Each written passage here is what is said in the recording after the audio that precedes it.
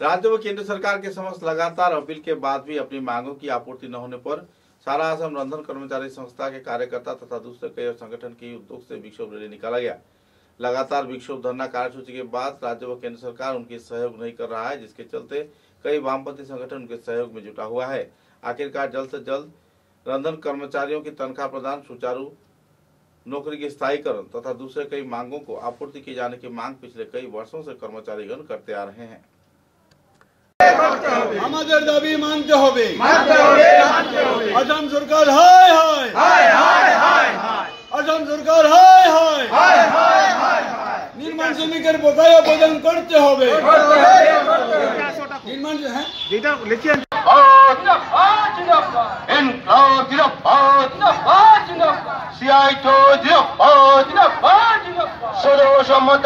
কর্মচারী ইউনিয়ন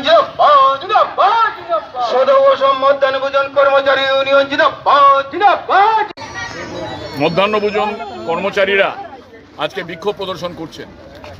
মূলত দীর্ঘদিন থেকে এদের ফাউন্ডেশন বলে একটা ফাউন্ডেশন এনজিওকে এরা তুলে দিয়েছিল। সেই সময় তীব্র আন্দোলন করে এটাকে রুখে দেওয়া গেছিল।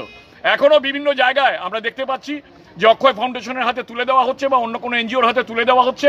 এটা এইখানকার রন্ধন কর্মীরা কোনোভাবেই মেনে নেবে না। তার জন্য আজকে সারা আসাম জুড়ে এই আন্দোলন চলছে। আমরা দাবি করছি যে এদেরকে সরকারি কর্মচারী হিসাবে স্বীকৃতি দেওয়া হোক এবং সরকারি কর্মচারীদের যে ন্যূনতম যে ন্যূনতম যে মজুরি 10,000 টাকা ন্যূনতম তাদেরকে দিতে হবে। সরকারি কর্মচারী হিসাবে স্বীকৃতি দিতে হবে, এদের 12 মাস বেতন দিতে হবে এবং মজুরি অবিলম্বে এদের যে টাকা সেই টাকাটা বৃদ্ধি করতে হবে।